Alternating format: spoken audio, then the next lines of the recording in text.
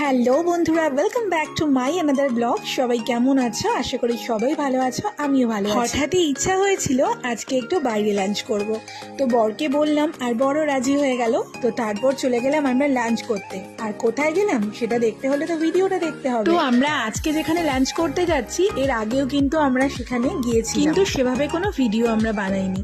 তো আজ ভাবলাম একটা মিনি ব্লগ বানিয়ে ফেলি। তো বরমশাই আর আমি গল্প করতে করতে চলে গেলাম। তোমরা তো অনেকেই জানো যে আমি হাইওয়ে দিয়ে যে সাইট সিনগুলো নিতে খুব ভালোবাসি। যখনই যাই তখনই কিন্তু সাইট সিনগুলো, আর বরাবরই আমি ভিডিও ফটো এগুলো ভীষণ ভালোবাসি। দেখো, তোমাদের সাথে গল্প করতে করতে কিন্তু আমি আমার গন্তব্যস্থলে প্রায় পৌঁছেই গেলাম।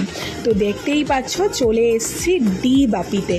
আর আমি কিন্তু কোনো ফুড ব্লগার নই, যেখানেই যাই অল্প বিস্তর ছোট ছোট মিনি ব্লগ করার চেষ্টা করি, সেটাও তোমাদের সাথে শেয়ার করি। আমারও ভালো লাগে আর তোমরা আমাকে ভালোবাসা দাও, আর সেই জন্য উৎসাহটাও পাই। তো আজ নিয়ে নিয়েছিলাম ফ্রাইড রাইস, চিকেন কষা, আর নিয়েছিলাম মাটন কষা, আর নিয়েছিলাম বিরিয়ানি, আর সঙ্গে ছিল চিকেন চাপ।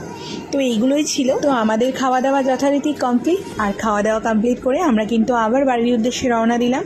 আর এদিকে তোমাদের দাদাভাই ইয়ার্কি মারছিল, মানে আমার বর। তো যাই হোক, ভিডিওটা কেমন লাগলো জানাতে ভুলো না। অবশ্যই পাশে থেকো, সাথে থেকো তোমরা ভিডিওটার।